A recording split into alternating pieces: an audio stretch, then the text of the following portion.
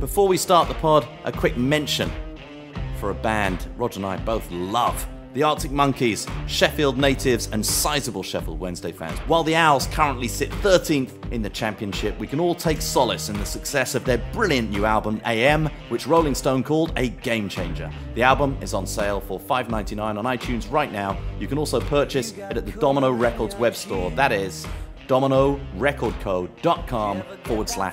$5.99.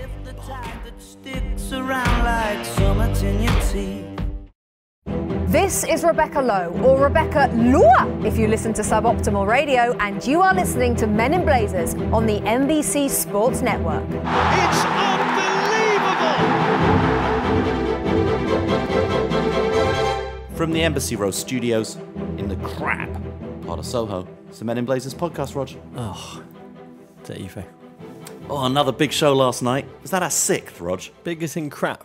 It was our 6, and this Yeah. one barely made the top 6. It barely made the top 6. Yeah, the end. My favourite part of any we of had our Shaggy. shows, Shaggy, happened with a minute to go Yeah, in the show, and you could actually hear our wonderful producer, yeah. Jen Simon, who I like to call Jen Simone. Jen Simons. Yeah. You could hear her in one of our headphones saying, 1 minute. You could. Yeah. It's amazing. We're plummeting in quality. Just when you think we've reached the lowest, the seabed, we find another seabed to go. I think part of it Was is... there actually 1 minute to go when she said that? Because what would make that a more suboptimal moment if actually there was only 30 seconds to go at the point that she said 1 minute? Well, our problem is, to be candid, listeners, we've spent all of our budget, we've blown it on the special effects we used in the first 5. Yeah, all the special effects. What were the special effects we used, Rog? The toupee that you had made for you and them never wore on the show. Yeah. It's expensive. Big night of sport for me after the show last night, Rog. Yeah. I went to see Monday Night Football. Went to see the real Monday Night Football. Went and saw the Giants. You went to see my mate Andrew Luck? Oh, my word. GFOP? Well, first of all, I have to say, start there with Andrew Luck. He is amazing. It was a pretty crap game of football, Rog. Just shows that all forms of football have their moments of crap. What a player he is to see in the flesh. Do you know what he does, Rog? He throws the ball into space and people arrive and catch it. Boom patterns. Yep. Again and again and again. An amazing, amazing football player. But the thing I spent most of the time thinking about, Rog, was why they don't hold every World Cup in America. The atmosphere, even at a crap football game in Giant Stadium, was so spectacular at the MetLife. You just imagine a big US men's national team, and now the modern era, the post-Brazil US men's national team World Cup era. We need a World Cup. And the one thing I think that soccer needs to learn from the NFL, Rog, is the playing of music at all points through the game to heighten the action. Every throw-in, I think we need a music cue there. Every corner kick, we need a music cue. Goal kicks, rally towels, music cues. More music in the Premier League. That's just all I'm saying. It's a terrible idea. I love it. I love it. It will really work. It's the work. thing that upsets me most about American sport. I love Even it. when I go to Yankee Stadium, the great Yankee Stadium, they tell you when to clap, when to cheer, when to make some noise. And I think one of the things I love most about soccer, football, English football in particular, German football all the more, as we'll discuss, is the fans know the ritual, the rhythm, and in the places with truly great atmosphere, which we'll also talk about, and you don't get that. I can explain to you quite succinctly 4 reasons why the World Cup has not come to America, or they don't hold everyone here, and that's due to corruption, graft, backhanders, and avarice. Yeah. Those are those are 4 big reasons. Pretty much. It's amazing. See, I feel that way about music at the NBA in internal arenas, but on a cold night at MetLife, that music just does so much. And you can't say that the Giants fans of the New York Giants don't know their game, don't know their team, don't know when to clap, don't know. You also went to the Grand Prix. I went to the Grand Prix, went to the F1. I'm going to the Knicks tonight, seeing a lot of American sport right now. The Grand Prix, the F1 was amazing down in Austin, that amazing raceway. Lewis Hamilton won the race. Oh my God, it's not because it's on NBC, but I really do feel that the success of Formula One on a global basis, and in America, now finally, and soccer are kind of linked. They're both creatures of the global television age, Rog. Both creatures of the digital age. Yep, cars don't do it for me, David. Really? Not even those cars? Those aren't even cars. They're like fighter jets with wheels. They're like Matic on wheels. I didn't learn to drive till I was 30. Really? Yeah, I used to hitchhike all over Europe. Did you when I was never a kid. drive a car when you were a teenager? Never. You never had any interest in driving a car? I used to hitchhike everywhere. All over Europe. Never learned to drive. And the only reason I did start to drive, because my wife told me that she wouldn't have a baby unless I could theoretically drive her to the hospital in emergency. Never been a car person. I love walking around this city. Did you hitchhike around Liverpool? How did you get to your tennis club? How did you get around? You didn't hitchhike everywhere in Liverpool. Yeah, everywhere. You did? Everywhere, always there. Well, your parents didn't have to just give you a lift everywhere. I had a very tight pair of Daisy Dukes. I get a car, no problem. I've got to say, even as a non-car lover, I'm in mourning today for Tom Magliozzi, the elder car talk brother. Oh, I love car talk. Passed away yesterday. To say I moved to Chicago originally in part because of my love for Studs Terkel, who I got to meet when I was hanging out at Chicago Public Radio. Mm-hmm. But while I was there, like so many people, I fell in love with Click and Clack. What was it? It was their passion. It seemed unvanquishable, their love for each other. And the thing I loved today reading the obits was about the story of how he became a conventional career man, an engineer, I think, but then was in a close call on the highway when a truck cut him off and he almost died. And he went right to his boss. He just drove right to his job, went right to his boss, resigned on the spot. And he said that if he hadn't resigned then, the thing that he thought about as his life flashed by was that if he didn't change his life, he'd just live a life, quote, of quiet desperation, which I think is a code to live by. God, he's bringing me down at the beginning of the pod. Well, let me lift you up with two words. Let's go. Nick Wallenda. Oh, my. Well, is that going to lift me up? You didn't enjoy that either. No, I didn't. Yeah. I don't understand that. He's got two kids. So why is that uplifting, Rog? Well, I'll tell you why it was. I must say, all I say is it must take a special inner drive and motivation for a bloke who's got two kids to want to do that. But what I found amazing, Davo, is the way he calmly commentated as he walked across the wire. It was like watching Phil Collins in concert, both drumming and singing, but it was actually impressive. And it brought my mind back to football. And I'm talking to you, Tim Howard. Mm-hmm. I know you listen to this show. I've got a dream where you both goalkeep and commentate at the same time, like Nick Wallenda. And if he can do it when he's suspended 500 feet over Chicago, you could keep a clean sheet against Sunderland and chat with Arlo White at the same time. So I love that. You're for that, but you're against music at corner kicks. I love it. I love it. Remembrance Sunday, David. Oh, Rog. Remembrance Sunday coming up this weekend, remembering all of the fallen troops in the British and Commonwealth armed forces who lost their lives. A lot of you wondering why conflicts. the players are wearing poppies on their jerseys, and that is why. That is why. Yeah. 100 years this Remembrance Sunday since World War I began. Yeah.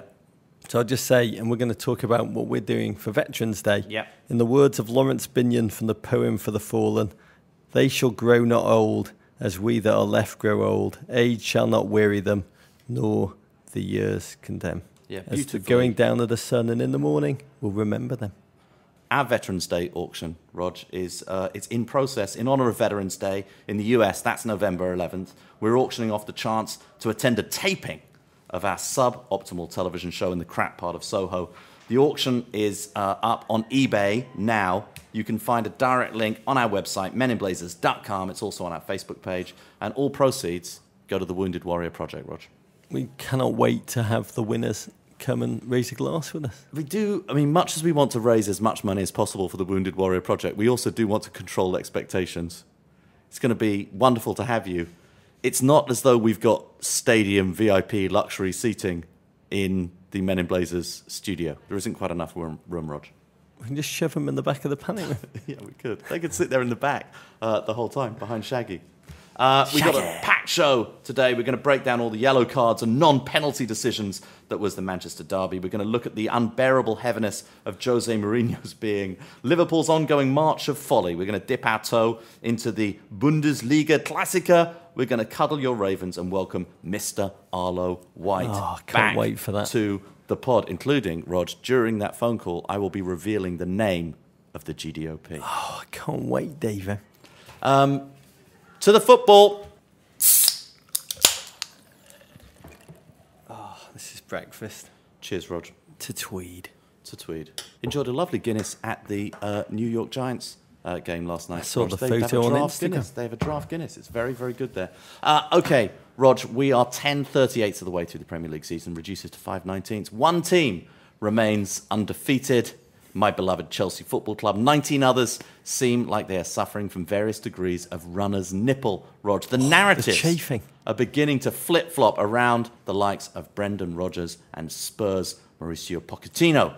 First of all, to the Manchester derby, Manchester City 1, Manchester United 0. The 168th Manchester derby was won by City thanks to a 63rd minute Sergio Aguero strike after United had been reduced to 10 men once Chris Smalling received his second yellow card for idiocy, Rog. 13 points from 10 games is Manchester United's worst start to a campaign since 1986-1987, Rog. Oh, I remember those years. It was when I was last happy. Oh, Rog. Combined costs of the two squads, $1.1 billion. Yeah. Yet somehow they both arrived as limping, wounded animals. Ahead of the game, Pellegrini had suggested City lacked trust. I don't know how you worked that one out on the training ground. He had admitted we are not the team we used to be. Di Michelis stepped in to replace Mangala, one of a glut of Argentinians on the field for both teams. I think there were 5 RGs, David. At Pippin Intisi said, at Men in Blazers, Argentinian emigration to Manchester is similar to German exodus to Argentina about 70 years ago. It's what England would have looked like if we hadn't won the Falklands War, David. Yep. It's a funny game. Both sides' brittle confidence seemed to give the game a real edge. They were both trying to impose themselves while taking in turns to concede possession simply at the outset. I must say, the game was, for much of the game, devoid of quality, but chock full of passion and commitment from both teams. I found this a quite entertaining and sort of an absorbing game of football to go and watch. But a bizarre performance from 29-year-old referee Michael Oliver, Rog. Bizarre in what way? Because he booked somebody who chose to place their undercarriage in the line of fire as Joe Hart kicked the ball at incredible pace towards his crotch. Yeah, well, that thinking seemed of to be, you, Chris. That was actually a fair booking. But it was the fouls he didn't call that I found more remarkable. Seemed to allow Fellaini sort of at will to foul Aguero, even in the box, Rog. Certainly 2 instances where I think he could have called a penalty. Nothing wrong with the 2 yellow cards for Chris Smalling, but I think he had a somewhat inconsistent game, Rog. The second yellow, Louis van Gaal called it stupid. He said, as a player, you have to control your aggression. It's an amazing post-Sir Alex statistic. No Premier League team has had more players sent off in 2014 than United. 5. That would never, ever have happened in Sir Alex's day. I felt a bit sad, Davo, not just for Manchester United, who had to bring Paddy McNair on alongside Luke Shaw, who looks like a college freshman who's just discovered weed, and Valencia and Carrick. It reminded me in the Second World War towards the end when the desperate Germans threw in kids and the elderly onto the front lines. It's how thin United are at the back, a winger, a midfielder and 2 kids to try and shore things up. But also sad, Davo, that Chris Smalling and Phil Jones, they were meant to be England's future. Yeah. And suddenly it seems like they're both going to be playing for Sunderland within the next 6 months. Wes Brown start. Yeah, well, if they could be involved in a goal of such comedic brilliance as Wes Brown was this weekend, I support that. But I think some of that is that their reputation was enhanced because they were playing at Manchester United under Sir Alex Ferguson. I'm not sure that any of their performances for England ever really warranted them being called the central defenders of England's future, Rog. McNair poised to come on. He was standing by the assistant, the little 19-year-old. You say his hair is too... Oh, it's far too conservative. He doesn't have an absurd haircut. How could he possibly be a future star in the Premier League with such a normal haircut? But as he stood there by the substitutes board, I began to wonder whether it's Chevrolet dragging down Manchester United's global brand or Manchester United dragging down Chevy's. At What Is Meals said, unless United have installed Wi-Fi in their jerseys as Chevy have done with their cars, I think the answer's pretty obvious. And then it became about City imposing themselves. Yaya in his midfield perch, the penalty shouts you've mentioned that were turned down by Michael Oliver, who gave Fellaini carte blanche to knock down any City player in the penalty area. By the way, he's become such a doomed, tragicomic character, Fellaini. It's hard to believe I used to love that man, David. I feel about him how I imagine Julia Roberts feels when she looks at Lyle Lovett. One thing I do admire about him, though, he's got more hair densely packed into one eyebrow than you and I have on our heads combined. And then there was a moment of quality. There was. I'm still thinking, by the way, I would not be surprised if tomorrow I read in the newspaper that Manchester United have installed Wi-Fi in those jerseys. That just wouldn't surprise me. I'd love it. Whatsoever. Get on it. Yeah, the moment of quality. Amazing ball from Yaya to Clichy down the left. Rog, sort of slide rule pass. Clichy cuts it back. Aguero always seems to be there. They always seem to be able to find the little Argentinian, Rog. 5 goals in 6 games against United. Smashes it into the roof of the net, Rog. Treats United just like their Spurs in red. Yeah. And you kind of thought game over then, didn't you? Yeah, but then Manchester United came at them, Rog. Rooney, who had a particularly strong game, I thought, just aggressive. Looks to have some of his speed back, Rog. That might have something to do with what's going on with the hair on his head.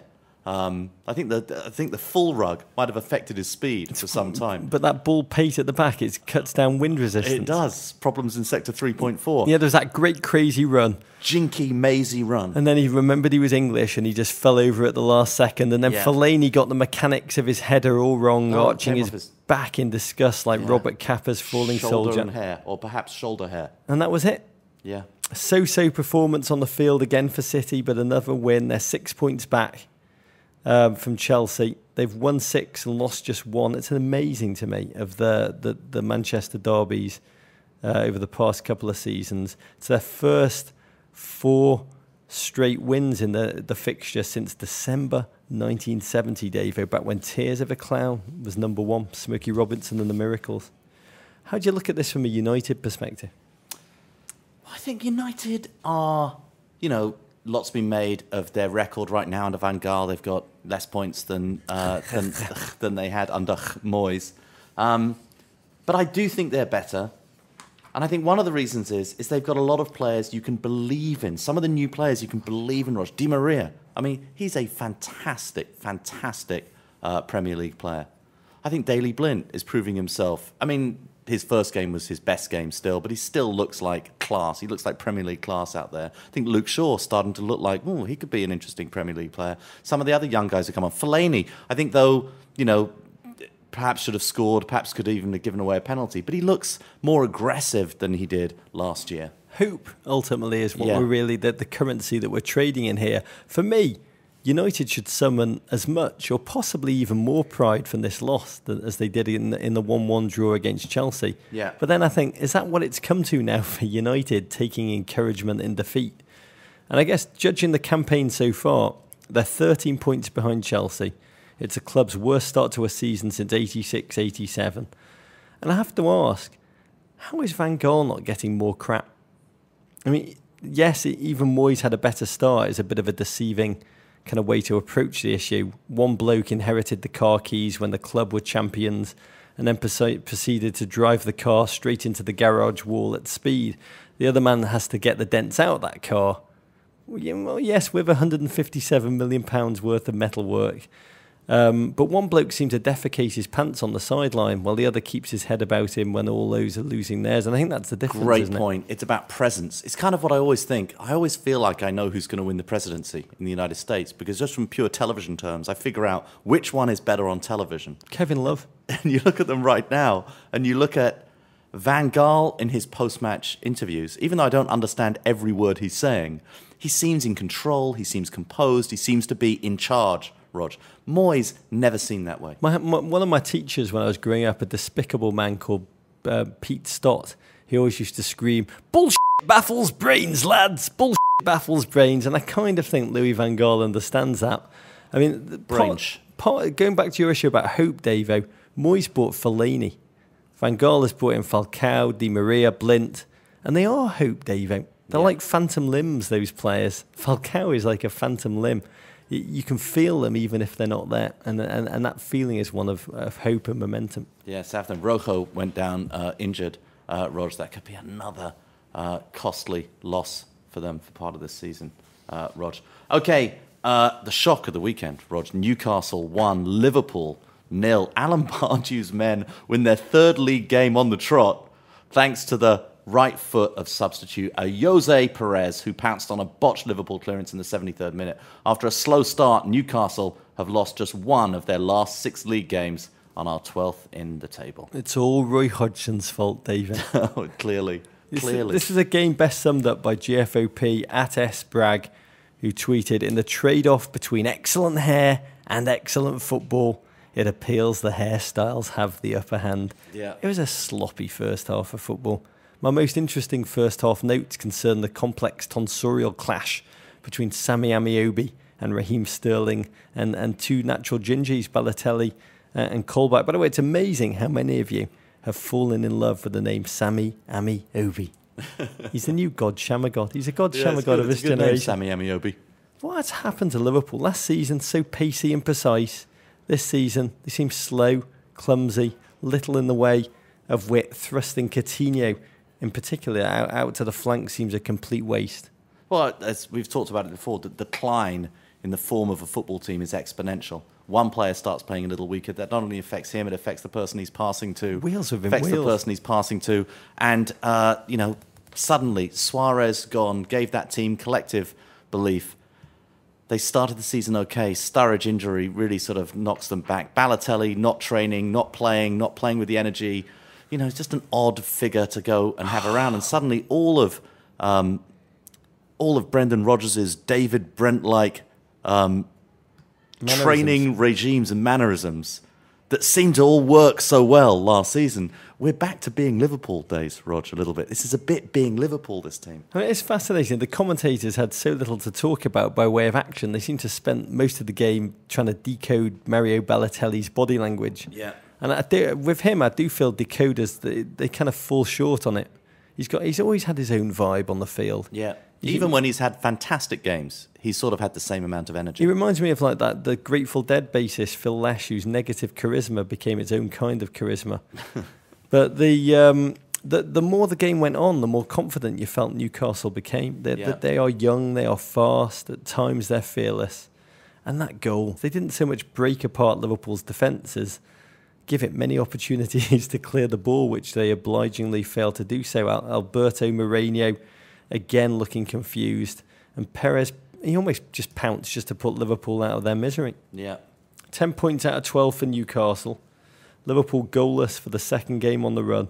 Now they don't have QPR defenders to put the ball into the net for them. The goals seem to have dried up. And they appear so bad, Liverpool, that Chevrolet are rumoured to be mulling a jersey sponsorship bid. Tough for Liverpool fans to deal with. I mean, they're going to play Real Madrid this afternoon. They're putting out a ghost side, saving the powder for the league so they can get back into the Champions League next season. And of course, they play Chelsea at the weekend. They've got a huge game. They must be rubbing their eyes, blinking, wondering if last season was all just an ecstatic, feverish dream like Kafka's Metamorphosis, where they've woken up in bed to find out that their club has transformed itself into a large insect. Somebody sent us that picture, Rog, of Brendan Rodgers together with the caption is like, "We all want to believe." And that is so, it seems to be this collective. They so much want to believe in Brendan Rodgers. I think it's a very interesting game this weekend, a very interesting couple of weeks coming up for Liverpool. Great tweet from GFOP John Green, who told us that he just told my kids, "Daddy's going to eat some of your Halloween candy and then take a sad nap. See you all at noon." That's so great. It's a funny thing, in the wake of it and around it, is all the Steven Gerrard talk, David. Yeah. I'm going to go to another club. We want you to stay. Manchester City are keen on bringing in Steven Gerrard. I don't quite understand it. It's almost like Kobe Bryant being rewarded with a big contract for his past performances. Well, I do sort of understand it. Went up to Liverpool last year and I met about 15 guys who claimed to be Steven Gerrard's best mate. We went to Brazil. We met at least 5 or 6 of them. We met 6 people who claimed to have been his best man at his wedding. No, we had a lot of best men. It was sort of one of those Chinese-style weddings. And you can just imagine that now all of these best men, all of these best mates are going to the press. He's going to New York Cosmos. Yes, that was one of the rumours. He's going to New York, to the Cosmos. I love it. There's a lot of that stuff going on with Gerrard. But I wonder, he seems, whereas Lampard still seems to sort of, he's injured right now, but he still seems to have the legs, still seems to be able to move around the field. Gerrard, just watching, is sort of sad, even on that goal this weekend. He's got very leaden-legged. I'm loath to quote Sting at any time, David. Yeah. But this is a clear case of if you love somebody, set them free. Although you do want the Russians love their children to played at your funeral, I believe. I've got that written down as a note somewhere, just in case I have to get in an argument I've with made Mrs. myself B. believe that Sting didn't sing that song. He's going to the New York Cosmos. Yeah, it's very, very true. Down in London, Rog, Chelsea 2, Queen's Park Rangers 1. The West London Derby. Rog doesn't have the same ring. Two teams close in geographic proximity, but miles apart in the table. Oscar started the scoring in the 32nd minute when he tucked a curling outside of the boot effort just inside Rob Green's right post. QPR drew level through a very clever, certainly on the replay looked very clever, Charlie Austin backheel in the 62nd minute. But 50 minutes from full time, a clumsy Eduardo Vargas, a.k.a. Chili Willy, challenge on Eden Hazard resulted in a penalty. The big-bottom Belgian converted, the old no-look, keeping Chelsea 4 points clear at the top of the table. Yep. You know, we said earlier, Rog, about Manchester City's performance that was, underwhelming. This was a very underwhelming performance by Chelsea as well. It was. I mean, I think they were numbed a little bit by the unveiling of John Terry's new haircut. Oh, my God. What is he thinking? It's very Peaky Blinders. Yeah. On our show, we discussed it at length. Yeah. But the @Monica numbers, Ted, John Terry's new haircut seems to indicate that for Halloween, he dressed up as Macklemore's dad. Which I don't quite understand, but I do love. But let's talk about happy Chelsea things. The goal, Dave. I'm not sure what I preferred. Was it the outside the boot finish? Was it the way Cess pulled in 4 defenders? Or was it Fabregas's nipple graze celebration, Dave? All three were great, and all three you wouldn't have seen last year. We didn't have a player like Fabregas who could suck in defenders in that way and run with the ball from midfield. And his assist record right now, Rog, is absolutely outrageous. Well, snide trolling Arsenal stat of the day. Yeah. Fabregas now has as many assists this season. 9. As Mesut Ozil managed the whole of last season. So we got that. You've got Oscar, a player now not preparing for a World Cup with the country's, expectations on his frail little shoulders, playing. I mean, we've seen Oscar play some great Premier League football before, Rog, but I would say in the last few weeks, Oscar is just better than he ever was. And the nipple-on-nipple celebration, Rog, is one of my favourite celebrations of the season. One man who wasn't in a season impressed. Of great celebrations. Jose Mourinho wasn't impressed. Every time the camera cut away to him, he looked miserable. Yeah. He was it reminded me of Robin Williams in The Fisher King. Well, maybe he was unhappy with his outfit. He went with the scarf, again, without a sweater, without an overcoat, Rog.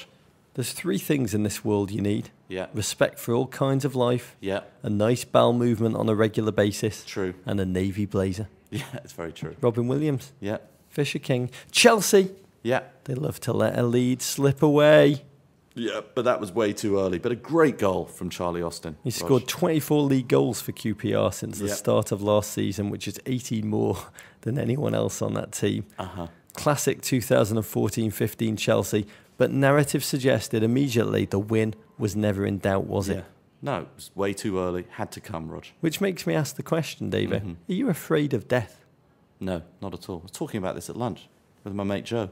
Not afraid of death in any way. Could happen any day now. Yeah, I'm not afraid at all, David. I do actually try and pack my life full of stuff as a result. In the white room, if you're in a white room, walls are white, ceilings are white, floors are white, everything's white. All you can see is white. You're in the white room. I'm imagining your dining room. So it's not like that. What's your instinct in the white room? What do you want to do in the white room? I'm afraid I'll lose sight and pleather, and I'm imagining the white room is made of a lot of it. Interesting. Never heard that answer. Asked everybody that question. That's meant to be how you face death. Oh, really? And people generally fall into 2 categories. There are people who go to sleep, and there are people who panic and just want to figure a way to get out of the white room. And that's how people face death. Ask your mates that question. I'd probably write a book. I'd do something. It'd be a bit late. I'd do something. I'd definitely do something. Yeah. I can't just sit there. In the white room. Do people really just go to sleep? Lots of people go to sleep. It's a waste of time. I go to sleep. I'd probably try and write some bad poetry. Some people meditate. No. Some people think of their grandparents. It's interesting what people... You don't tell them that it's about death before you ask the question, but just create the space for your mates or your family members. Ask them about the white room. It's meant to be how we face death. So people tell you they're asleep. Is that a euphemism for masturbating? Some people say masturbate. Okay. Your mate Joe. No, not Joe. Not Joe. Joe's very comfortable in the white room. Okay, Rog. But anyway, good win for Chelsea. They stay 4 points clear at the top of the table from Southampton, Rog. They're unlikely pursuers. Mourinho, odd comments at the end. You'll have to explain to me. Oh. At this moment, it's difficult for us to play at home, though, because playing here is like playing in an empty stadium. It's a quiet, soft game when we play at home. It's frustrating. Very true. And I think anybody who's ever seen Chelsea play away is always surprised at how vocal Chelsea's fans are on the road. And also, if you go to a Champions League midweek game at Chelsea, one of the great atmospheres in English football, Stamford Bridge on a midweek evening. But it is true, on Saturdays and Sundays, those afternoon kickoffs, it can be brutal at Chelsea. Very quiet, too many tourists, too many posh snobs in the expensive seats, and it's just tough. Socio-economic demographic chant of the day for me came at this game, and it was tweeted by @RorySmithTimes, who is a terrific writer. Yeah. He said, QPR fans telling Chelsea that, quote, West London is ours, though it actually belongs to a collection of oligarchs, bankers, and the indolent rich. Yeah, that's Must very, have very something true. to do with it. Very true.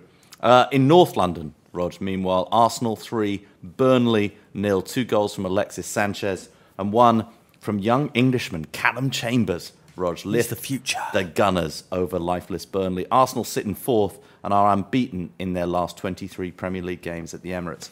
Burnley, meanwhile, continue to take on water with just 4 points from the first 10 games. Yep, it's an odd game. It was a shooting gallery for the first 70 minutes. Yeah. Alexis Sanchez, he just seems to be operating on a higher mental plane.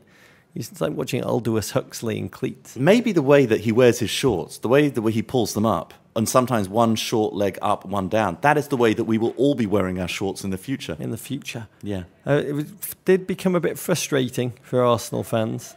Burnley defended like Doom Samurai at the Battle of Shuriyama in 1877, but then the siege was broken. Yeah. I didn't understand how that siege was broken. It was Alexis Sanchez that did it. It was a headed goal. He headed it against 2 defenders. He's 5'7", David. Yeah. Kieran Tripper is 5'10". Michael Yeah. Duff is 6'1". Yeah. The Burnley defenders. And then I've watched it several times on replay, and I think I can detect a faint trail of Drakkar Noir acting like a chloroform-soaked towel across their mouths. Yeah. 16 games, 10 goals, 3 assists. Manchester City's scouting system must have just opened a file on what they call a little-known Chilean sniper. He's playing like a man.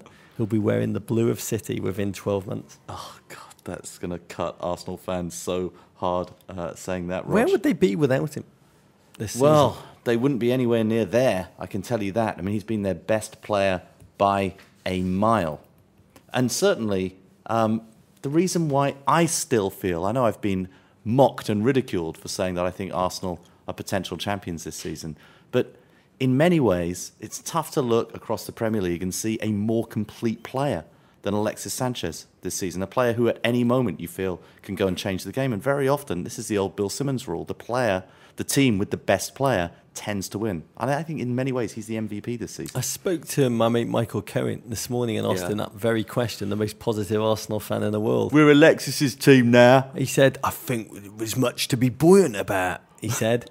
I said, why? And he said, because we've got our crap games out of the way early on, which is just the most amazing logic of all time.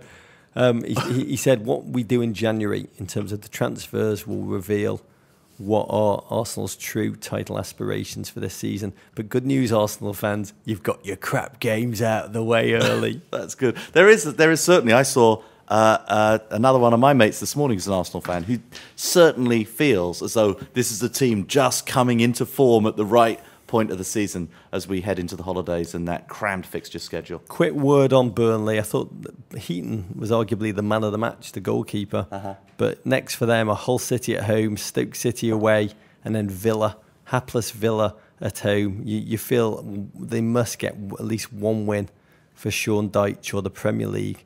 Maybe one Gingy worse off. Yes, very true. Talking of Hull, Rog, played at home against Southampton this weekend. They lost 1-0. The Ronald Koeman show rolls on, and the Saints scoop up another 3 points at the KC Stadium.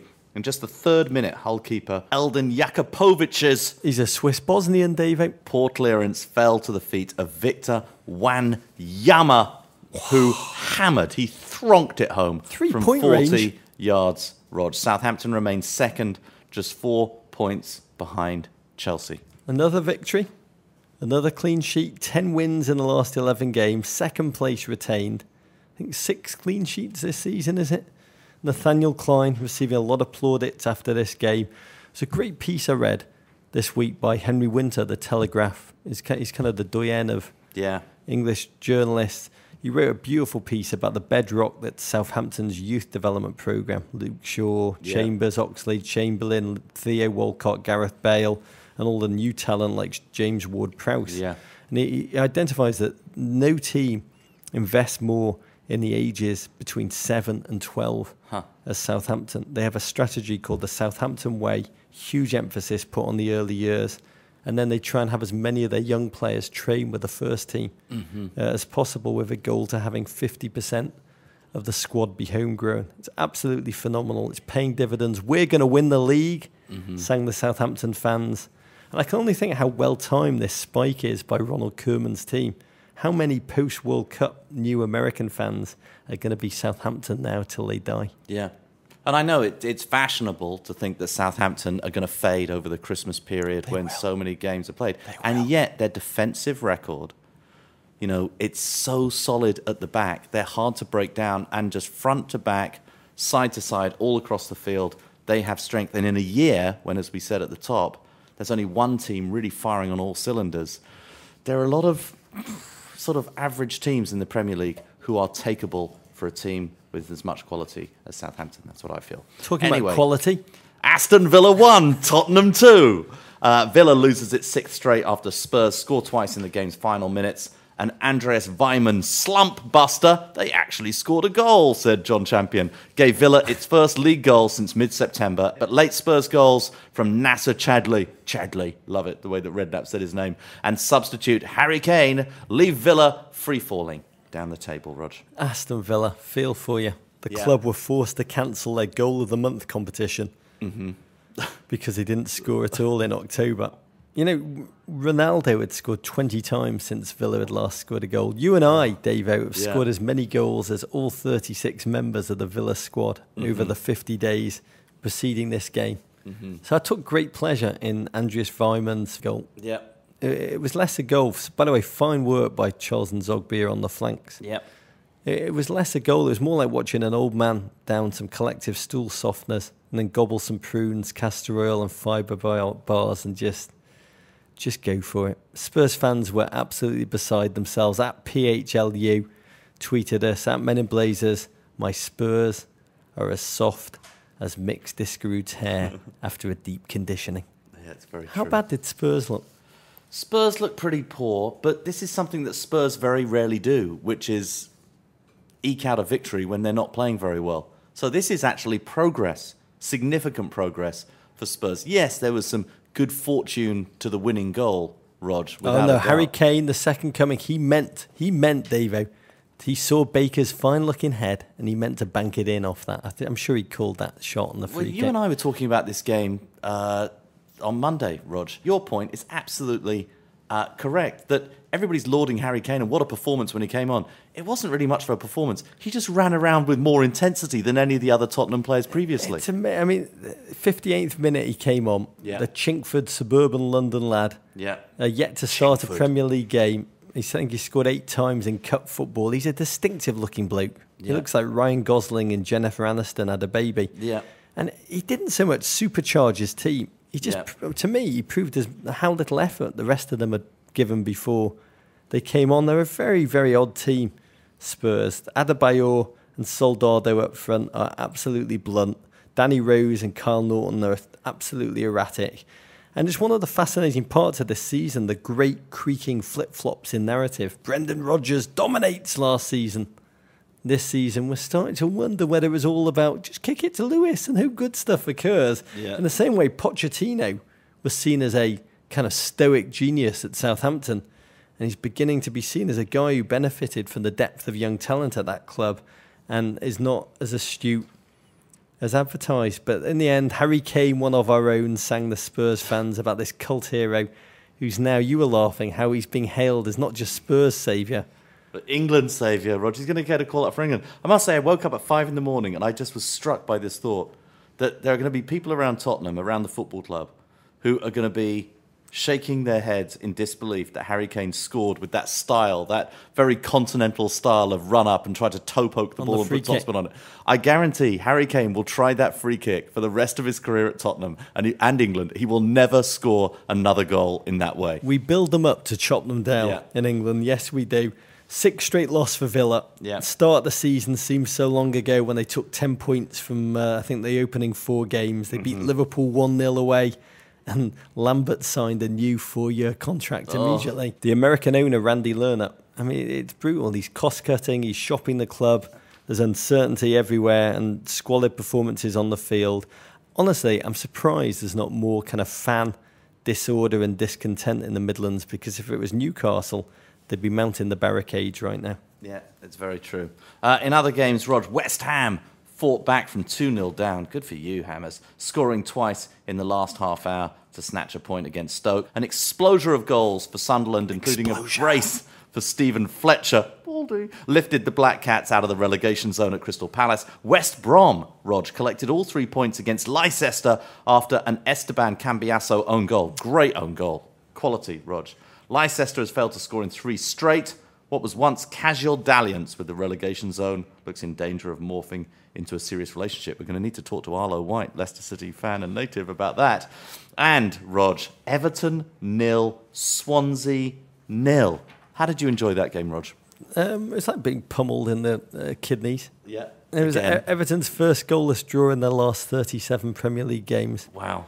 Roberto Martinez said cryptically, "It's like when you go to the cinema expecting to see an outstanding film and the hopes are so high you end up disappointed." Mm-hmm. I watched the game with my dad. Yeah.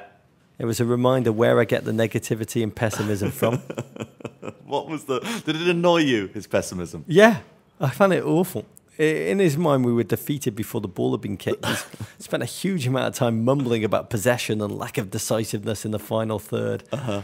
And he's right, though. The leaf does not fall far from the tree. He's right. He's right. It's almost, though, that this season, sort of where you sit in the sort of mid to upper table, it doesn't matter if you draw a game like this at home. I don't think it's a bad result, Rog. Anyway, Rog, in America, a new team in Los Angeles. He has risen. Yeah, one of our many footballing dreams came true last week. Vincent Tan is coming to America. He's part of an eclectic, to say the least, ownership group that will bring a second MLS team to Los Angeles to replace Chivas USA. Los Angeles FC, clever name, will debut in 2017 under the guidance of the aforementioned Mr. Tan, as well as Magic Johnson, Mia Hamm, and many more, including motivational speaker guru Tony Robbins. Rog. How are we not part of that cartel? I don't know. I'm sort of offended that I've got a call from a few MLS teams. I never even got a call from Los Angeles FC. I feel like it's a party that somehow we didn't get invited to. Yeah. Not a very good party. Yeah. At PDX Webster said, Vincent Tan, Magic Johnson, Tony Robbins, please broadcast owners' meetings online at Explosia. The thing that cracked me up about this He's going to have the team playing blue and white pinstripes. That's what I can't wait for. He's going to do something wacky. Players, undies, shorts, tuckings in. Yeah. The thing that cracked trousers. The thing that cracked me up about the announcement was that they announced also that the name and the logo will be designed with input from fans. Yeah. What fans can a club with no name, no players, and no identity have? Yeah. I mean, I guess it depends whether you believe in nature or nurture. You really, really believe in nature. So here it is for free. Here's the name that I think they should go with. Yeah. They should call the team LA Law. That is genius. Arnie Beckup. Yeah. It'd be amazing. Why is the team in Miami not called the Miami Vice? Why? Oh, I'd love it if LA Law played Miami Vice. That would get a lot of people watching. If LA Law played Miami Vice. Should have been NYPD Blue, is what they should have called it in New York City. It's the future. Take it for free. Chicago Hope. These were all. Television has given us great names. We dispense this strategic consultancy advice for free. The Dallas Ewings. We could have had so many good team names just by going to television. It would have been so good. In news that will affect where Americans travel for the 2018 World Cup third-place game, FIFA President Sepp Blatter has hit back at those who've suggested the tournament should be moved from Russia due to the country's conflict with Ukraine and feeling about same-sex marriage and gay, lesbian rights in general, Rog. Just generally approach to race in all aspects. You're right. Blatter was in Moscow alongside President Vladimir Putin last week to unveil Russia 2018's official emblem. In a geopolitical gaffe befitting FIFA, the unveiling featured a map of Russia that included Crimea, the source of the country's conflict with Ukraine. Why just Crimea? Why not the rest of Europe? Yep, just bang it all in. Yeah. First of all, the logo. I like it. You do? Yeah. Okay. It looks like an oligarch's Fabergé-encrusted sex toy, which I think is fabulous. I need to take another look at it. I saw it. It does. Yeah. But Putin meeting Sepp Blatter. Mm-hmm. To me, it's like what a meeting between two super creepy Rob Lowe's would look like. But anyway, thanks to everyone that has tweeted us to say they both have cable. That 1990s Rob Lowe and super creepy Rob Lowe are actually the same person. The St. Elmo's Fire era. What do you imagine it's like? By the way, I watched that last night. Yeah. For the first time in a long time. I love that. And film. I watched The Breakfast. I couldn't sleep. I watched Which St. film Elmo's Fire has and The aged Breakfast better? Club. The Breakfast Club or St. Elmo's Fire? I think Breakfast Club has. Yeah, it's a classic But film. it's almost impossible to watch it and just wonder how so many of those careers just... Why is Molly Ringwald still not astride the world?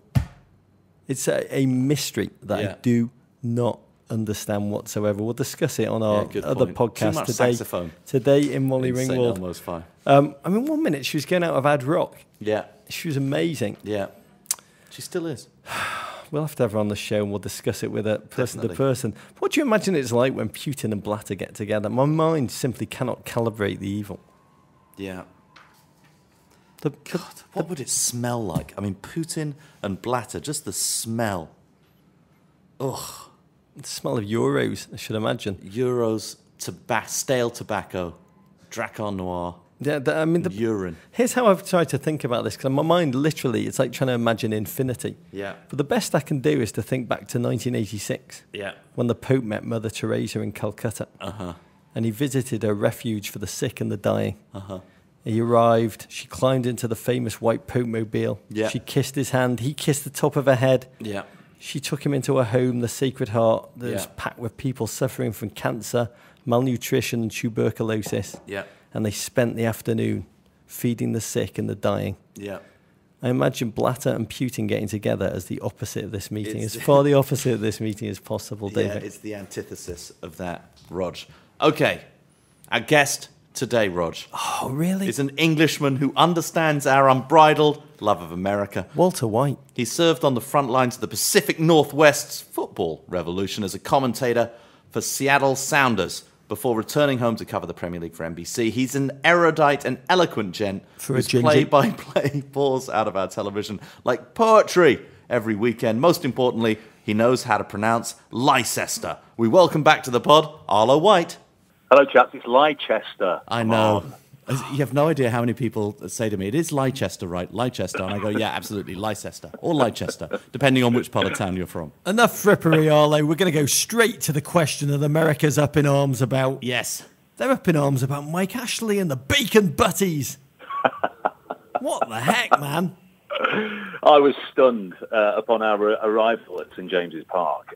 You always get a very friendly welcome, and they pride themselves on how they look after not just press people like us who get in for free, but everyone that visits St James's Park, one of the cathedrals of English football. Now, I must say before I go any further that the NBC team do bring our own snacks to all Premier League grounds. We are well looked after. We visit the local supermarket before the game. We make sure we can feed ourselves. Having said that, we were partial to the odd beautiful bacon or sausage roll at St James's Park before a game. And we walked in, and the guys, they're lovely, shook our hands, gave us our programme, asked if we had any questions, and he said, I've got to say one thing, we are deeply embarrassed. Mr. Ashley, our boss, has banned the food and the catering in the press room. So there was no bacon butty. I said it, I wasn't hungry, I wasn't moaning. I merely mentioned it as another example of the feud between Mike Ashley and the Newcastle United fans at the weekend. Thousands upon thousands of American football fans are now pitchforks at the ready to. They just don't know where Newcastle is. They have absolutely no clue which part of London Newcastle is in. But we've got a great question. Northeast London. At MJ Swenson wanted to know, Arlo White, what is the best stadium for media, food and drink, and which is the worst? Well, I would say the best, I think you've got to be looking at Arsenal, very good. I don't tend to eat a lot. I have a banana at half-time, and that's it. I'm happy. I need to stay caffeinated, that's all. So Arsenal, very, very good indeed. Where else? Probably Chelsea, actually. Yeah, they look after the press very well. There was a suggestion on Twitter that we weren't supposed to accept anything from a team that you're covering because all journalistic, integrity ideals go out of the window. But I must say, it would take more than a bacon roll to influence me on one side or really? the other. I was thinking I'd sell I'd give my quite a lot for a integrity bacon roll. pie. Yeah, for a pie. Yeah, without a doubt. So this season, Arlo, I mean, we are now 10/38. As you know, you're a man of science. That reduces to 5/19 of the way through the Premier League season. I mean, already narrative upon narrative upon narrative. How do you keep up? It's difficult, but it's thrilling at the same time. I mean, the weekend just passed. The Manchester derby was absolutely thrilling, I thought. I think I used the word pulsating more than once, probably on Sunday afternoon. So much going on there. The day before was Newcastle. You definitely used the word delicious. I like the word delicious. I like the use of the word delicious. I think it was a Di Maria set piece, if I remember. Almost certainly. Delicious. Yeah, deserved he more. delivered in. Deserved more. Yeah, he did.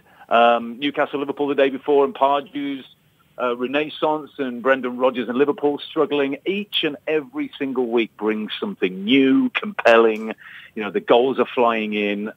What a league to cover! It is a thrill ride every weekend. It's such a pleasure to turn up at these games and cover these games for the United States audience, because we just don't know what's going to happen next, and just expect the unexpected. It's fabulous. Yeah, I mean, there is the narrative thrill, but you definitely enhance it. For our show, the Men in Blazers show, the utter crap, which I will hope you never feast your eyes upon in England, Arlo.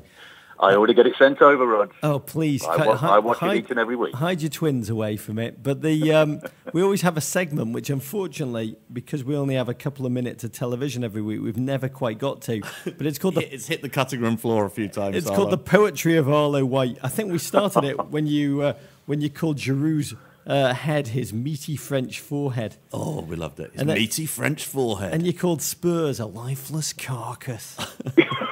Which I adored. This game's gone bonkers, you said during the Liverpool QPR game. Suited and booted. You talked about Pochettino. Oh, we love that. Oh, I mean, each one is gorgeous. But I've got to ask you about the etymology of a word you've used on more than one occasion, and I adore it. Often, when those horrible moments when the football is over for the day and I don't know what to do with myself all my life, it just seems devoid of meaning. I replayed moments of your great commentary, and I think that the thing I love most is when a manager on the sideline has his hands on his hips and you say, the teapot for Alan Pardew. The teapot. The teapot. Where did you get the teapot from? Etymology. It comes from... would it be Jonathan Agnew or somebody in the cricket world? And I think he was describing a former Pakistan captain called Inzamam ul Haq, who was a fabulous batsman, didn't like training, didn't like any physical exertion whatsoever. In fact, when he was captain and he made his way up until that lofty position, he sat in a wicker chair on the outfield, directing the rest of his teammates. Running around the field doing the exercise and doing the pre-match rituals. But no one could touch him. He was untouchable in Inzamam ul Haq. And when things were going badly in the field, I remember Jonathan Agnew, he had his hands on his hips, Inzi, and I actually got it wrong with Alan Pardew. He said, there's Inzi at mid-off performing the double teapot. And you knew it. For a split second, you think, what on earth is he talking about? Then you look at it, and it just makes complete sense. The two handles, a double-handled teapot. Oh, so good. More like a sugar bowl, almost. Also, with purpose. I like your use of with purpose. One of our GFOPs tweeted at us, I would just like to do one thing in my life that would be described as me having done it by Arlo White with purpose. Well, if he calls me whilst doing something within reason, with purpose, I can describe it live to that person. Yeah, exactly. Anything. Could be pouring a cup of tea. Arlo White brings the treacle. That should be on you. He brings the treacle. I love it. Arlo, you've been away from the States for a while, and I must say the country misses you. Yeah. But you're an incredible America-phile. What is it being back there in England that you miss most about our fair shores here in the United States? So much. I was up at 2 a.m. after having got back from Manchester on Sunday, with my eyes on stalks, trying to stay awake for the FC Dallas Seattle Sounders playoff first leg the other day. I do miss Seattle. I do miss my my Sounders, and I can say that now that the NBC MLS deal is coming to an end. I can start rooting for them again now in public, I suppose. There's so Takes much more than a bacon butty to get his integrity away. Yeah, exactly. I miss being an hour away from New York City. I miss Grand Central Station, one of the greatest buildings I've ever been in, and the thrill, having watched Mad Men and every television program of the last 30 years to come out of the United States, it seems, the thrill of getting off a train from where you live and walking out into Grand Central Station was just magnificent. I always took time to stand there like a tourist and look around, maybe have a coffee, maybe a glass of wine in one of the nice restaurants up there. So the buzz of a city like New York. Next time you come here, Arlo, I want to do that. I want to go back to where you used to live. Let's get on the train. It'll be like comedians in cars getting coffee, Rog. We'll get on a train with Arlo White and we'll come down into Grand Central, get off the train with Arlo, circular shot around him as he stares up into that cavernous ceiling. I'll even dress up like Peggy Olsen. I would love to see you as Peggy. I'll be Don Draper. You can be Peggy Olsen. It'll be absolutely magnificent. Huge game this weekend. Liverpool versus Chelsea. A rematch of that epic late season game last year. The Gerrard slip, the 2-0, Mourinho pulled the rabbit out of the hat victory.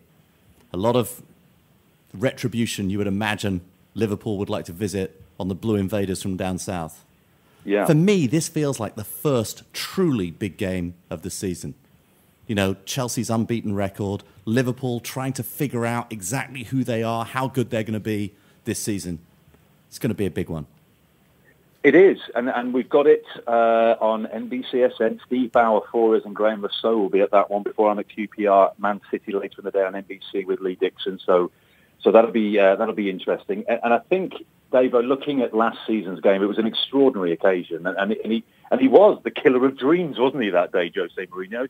He said his team were expected to be the clowns. Was it the phrase that he used? And he turned up and he just killed it. He seemed to take real glee in it. He had the flu. He was unshaven. His eyes were popping out, and he killed the Reds' dreams that day. 6 across the back, young side in places, but a resilient team, well set up to kill the game and score on the break, and that's what they did. But both sides are in completely different places now. Liverpool not the marauding, swashbuckling, goal-scoring side that they were, although they still try and get men forward. But Chelsea are a far better, well-oiled outfit with a terrific striker in the best form of his life. So you'd expect Mourinho to play a more of an expansive game than he did last season. Okay, Arlo and all GFOPs, it's come to that time. I know you've been following, my purchase of the new GDOP, my puppy down in Columbia, Tennessee, the little black lab, the little fella. And we've had a naming competition amongst our GFOPs. Thousands and thousands have entered to name this dog. We've got some great Pup Guardiola. That was a contender for a while. Didier Dogba was also... Philip Barkin was Philip Barkin was another excellent one. Excellent things. But we wanted to bring you on to announce the winning name of the GDOP. We've had several people have entered this name, Rog, and so we're going to go to a draw-off to decide who actually wins the as-yet-to-be-determined amazing prize. The name of the GDOP is going to be, the little black lab, Arlo Black. It's going to be a little puppy in New York City, Arlo, and whenever you come to town, when you come to Grand Central, get off the train, you're going to come down to the crap part of Soho, and there's a dog named in your honor by the GFOPs of Men in Blazers, Arlo Black. That's magnificent. I am so honored by that. You need to take it to Stocksbridge Massachusetts to Alice's restaurant, just Yeah. a little bowl of food outside, the great Arlo Guthrie-inspired restaurant as well. so good. That's wonderful. That's so good. I'll send a picture for your for your girls, for your twins too, so they can see their father's namesake puppy in New York City. Well, I'm deeply honoured, Davo. A dog's for life, not just for podcasts, Dave. I just hope you know what you're getting into. I'm very excited about Arlo. Last You should question hear for my you. son say his name. It's the cutest thing of all time. Arlo. He loves it. So good. Okay. A lot of people love you, Arlo. A lot of people had requests, many of which bordered on the erotic, some into the perverse. Just to finish off, we're going to go with one from Davmap, who wanted to know, I guess this is probably for ringtone purposes, please can you ask Arlo White to channel Walter White and in his own language say, I am the one who knocks. Do you know what? With that series, I am 7 away from the end. I'm gripped by it, but I don't know what happens at the end. So okay. I like to think of Walter White as your kind of your brother. Right, yeah. That's how I think about it when I watch the show. It really enhances my viewing pleasure. I am the one who knocks, Arlo. Give it to us. If you don't provide me with a bacon roll, I am the one who knocks. I am the one who knocks. I think we'd love to. Is there any way that you could weave I am the one who knocks into some Premier League commentary this season? That would be amazing. Harry Redknapp, he's the one that knocks. Oh, he's always He's knocking. always the one He's that always knocking. Always knocking. Arlo, we can't wait to hear you this weekend. You said QPR Man City is your game this weekend. That's right. And then Swansea Arsenal on Sunday as well. So, again, thrilled to be doing it. And then we've got another international break, which they just get in the way, don't International break 3. I know. what do They you seem do- to be more of them, and they seem to be longer. What do you do for bacon butties during the international break? Or do you just go hungry? I have to cook them myself, don't I? It's massively inconvenient. What's the world coming to? Okay, get back to your Kasabian records now. Your return corner of the shop. Yeah, your corner shop. Your return of the Mac. And Engelbert Humperdinck, don't remember him. Oh Don't yeah, forget that's him. very true. Very true. And we'll talk to you soon, Arlo. Thank Thanks, you so Arlo. much. All the best, chaps. Speak to you soon. Love that man. It's hard not to. So, Rog, that's it. Arlo Black. What do you think of that name for the GDOP? I think it's very interesting. You're suddenly very concerned about this puppy and its welfare. I am. Okay. I am. This puppy is going to be loved. It's going to be so well taken care of. Yeah. I can't wait to see you interacting with it. I love dogs. Okay, Rog, on to the Ravens. Our first Raven comes from Bobby Booth. Did you guys watch Der Klassiker that was Bayern München 2, Dortmund 1? I love the Premier League, but the more I watch the German Bundesliga, the more I believe if it was on a better network, it would have more of a following in America as the fan experience looks amazing. Why is that? Well, the problem Rog? for the Bundesliga, Dave, apart Yeah. from the TV platform, is it's all in German. yeah, it's language. Yeah, it's a big problem. I mean, it gives the English Premier League an incredible advantage, as Yeah. does the fact that the Bundesliga, frankly, gave the English Premier League, as did the other European leagues, a standing start Yeah. in the race for global branding. It was a great game. Pep Guardiola, to me, this is controversial, Yeah. but I think he's the suavest bald man in history, of the whole Okay. history of hair thinning. Interesting. Jurgen Klopp, the bear of a man who's got some Yo Gabba Gabba in his bloodline. Yeah. And it was a game of bold, courageous, counter-attacking football from Dortmund, and then they became undone Yeah. from 2 defensive blunders by US under-20 player turned Serbia international Neven Subotic. What is amazing about the Bundesliga is that it's a fan-first culture. The Premier League, global television is the first and second priority. Yeah. But in Germany, they built colossal stadia. They have cheap tickets. Dortmund play for as little as $13. Wow. Huge crowds, immense standing areas, which were outlawed in England after the Hillsborough disaster. That yellow wall at Dortmund, Yeah. 24,454 fanatics. One of the most stunning sights, I think, in the sporting world. And that fan focus goes all the way to ownership. There's a 50+1 rule where members of a club must retain at least 51% ownership, which prevents a single owner. And that's it. Dortmund, funnily enough, currently second from bottom, and that only on goal difference. The squad are playing on fumes this season. Interesting.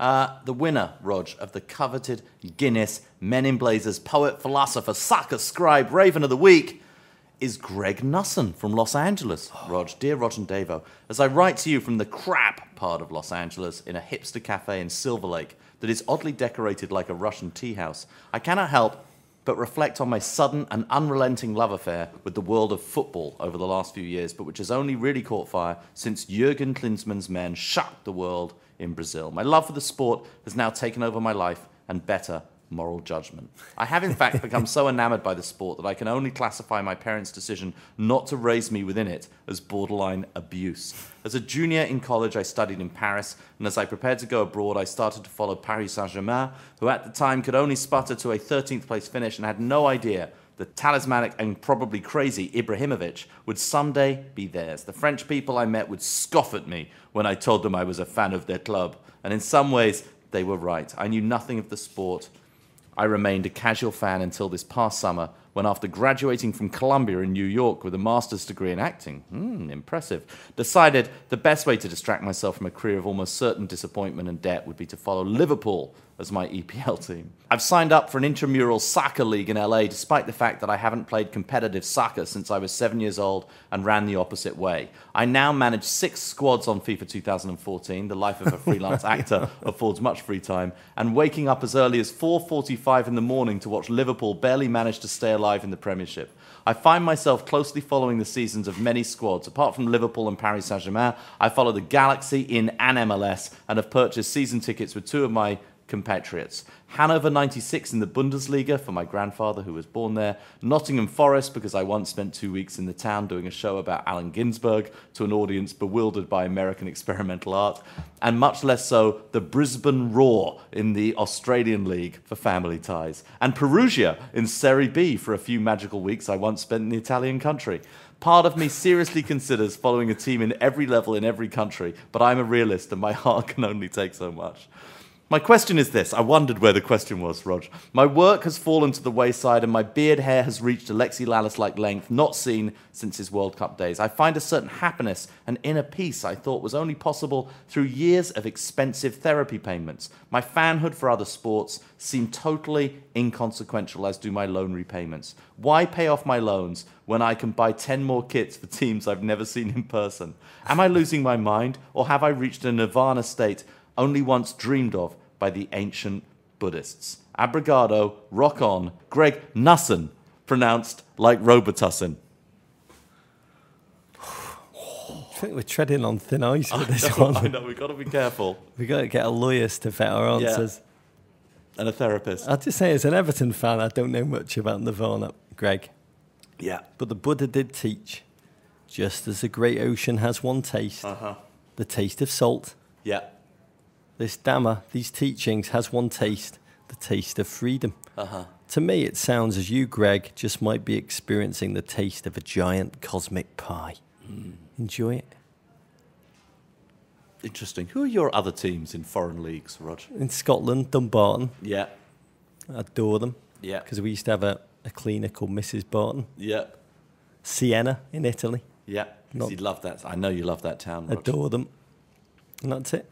That's it. That's all I've got for you. Favourite team in Germany? Don't have one. Okay, Rog, your weekend looks like this. Liverpool versus Chelsea, 7:45 a.m. Saturday on NBC SN. QPR versus Manchester City. Arlo's commentating on that one. 12:30 p.m. Sunday on the network, NBC, Rog. Swansea versus Arsenal, 11 a.m. Sunday on NBC SN. Arlo's got that one too. In an MLS, Rog, DC United versus New York Red Bulls, 2:30 p.m. Saturday. The second leg of the Eastern Conference semi-final, Rog. Red Bull won the first leg 2-0 in New York. The game will be live on NBC. Many ways to connect to us. One is through our Amazon Emporium, which helps keep the show going, Rog. Anytime you go on Amazon for items big or small, just click off the Emporium page and Men in Blazers gets a tiny percentage that allows us to cover the costs of creating the show. What are you putting into the Amazon store this week, Rog? It's easy for me this week. What is it? The Sibley Guide to Birds by David Allen Sibley. Second edition. I've got an old edition of that book. Second edition. Oh, I love it. Audubon Birds of America for our generation. Love we both love our birds, don't we? We're both a bit twitchy. As a city dweller, I'm obsessed with flicking through the waterfowl, chickadees and cardinals. Yeah. They're all exquisitely reproduced. Yeah. And when I flick through the book, Yeah. it's a massive book. I'm overwhelmed by an awe of nature and a love of this country and its natural abundance and diversity. Yeah, Arlo's going to be chasing a lot of these pigeons. Arlo Black? No, Arlo Black. Arlo Black Davo is going to be chasing a lot of these birds in the next few months. Rog, talking of Arlo Black, so my daughter's greatest fear is that when I wake up in the morning and I need to take Arlo out of the man loft, trademark pending, and take him to go and pee down on the street, that there'll be no one in the loft to take care of her little sister and her little brother. I have a feeling that she's leveraged the whole idea of getting a dog just to get a cell phone. She's desperate for a cell phone. Instead, I had a better idea. The Motorola MH230R 23-mile range, 22-channel FRS GMRS two-way radio. That's a pair. Look at them. They're very attractive in Norwich yellow. This way, I've got these two-way radios that I can, when I take him down to go pee, I can radio back to them up in the man loft. And you and I can use them sometimes. We should get them. I know, we love it. So I if love Motorola you ever radios. find yourself in a white room, just get your Motorola radio out. That's what I'd love to do in the white room. I'd like to. Do you know what I would actually do in the white room? What? The last podcast, Rog. Our last podcast. This might be it, and we'd never know. Very true. It might be whacked. Can I just thank one GFOP, Peter Haley? Go ahead. Who sent me this. The Charlotte Hornets just returned. Yeah. And on their opening night, they gave every fan a tuxedo T-shirt. I'm very touched at this great moment of civic pride. You thought about us and you sent us this beautiful. Look at it. Yeah. This is going to be what the Men in Blazers national team kind of thing playing when we get that team together. Great looking shirt. Another way to connect to us, Rog, meninblazers.wikispaces.com, a wonder of the modern world. You can always find us at meninblazers.com. Sign up for our newsletter there, The Raven, Rog. Follow us on Twitter, at Embassy Davies, at Rog Bennett, at Men in Blazers. Rog, it made that Sports Illustrated list, the Twitter 100. That was great. Really? Yeah, it's really good. It's amazing. Instagram, at Men in Blazers. Facebook, we love reading your comments, seeing your stuff on our Facebook page. We've got a subreddit, Rog, maintained by GFOP Akshay. That's at reddit.com/r/Men in Blazers. You can email us. Lots of nude photos of us on that one. at meninblazers@gmail.com. Send your ravens to the crap part of Soho. Venderpunk, Rog. War pig. Who wants to sex Matombo? Explosion. Courage. Size the day. Is that your analysis? To Tweed.